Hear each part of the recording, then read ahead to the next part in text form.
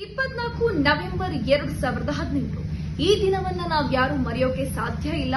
ಯಾಕಂದ್ರೆ ನಮ್ಮ ನೆಚ್ಚಿನ ನಟ ರೆಬಲ್ ಸ್ಟಾರ್ ಅಂಬರೀಶ್ ಅವರು ನಮ್ಮನ್ನ ಅಗಲಿದ ದಿನ.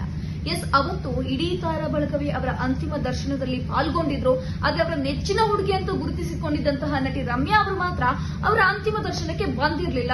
ಇದರಿಂದ ಮಂಡ್ಯದ ಜನತೆ ಇರಬಹುದು, ಅಂಬರೀಶ್ ಅವರ ಅಭಿಮಾನಿಗಳಿರಬಹುದು, ರಮ್ಯಾ ವಿರುದ್ಧ ಕಿಡಿಕಾರಿದ್ರು, ರಮ್ಯಾ ವಿರುದ್ಧ ಸಿಟ್ಟಿಗೆದ್ದಿದ್ರು, ರೊಚ್ಚಿಗೆದ್ದಿದ್ರು. ಆದ್ರೆ ಎಲ್ಲೂ ಕೂಡ ರಮ್ಯಾ ಅವರು ಇದರ ವಿಚಾರಕ್ಕೆ ಸಂಬಂಧಪಟ್ಟಂತೆ ಪ್ರತಿಕ್ರಿಯೆ ನೀಡಿರಲಿಲ್ಲ.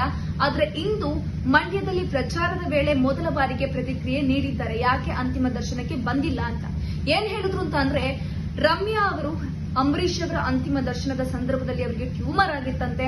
ಅವರು ಸರ್ಜರಿಯನ್ನ ಮಾಡ್ಕೊಂಡಿದ್ರು, ಆಪರೇಷನ್ ಅನ್ನ ಮಾಡ್ಕೊಂಡಿದ್ರು. ಹೀಗಾಗಿ ನಾನು ದುಃಖದಲ್ಲಿದ್ದೆ, ನನ್ನ ನೋವು ಏನು ಅಂತ ನನಗೆ ಗೊತ್ತು, ನನಗೆ ಬೇಸರವಾಗಿದೆ ನಾನು ಅವರ ದರ್ಶನಕ್ಕೆ ಹೋಗದೆ ಇರುವಂತದ್ದು.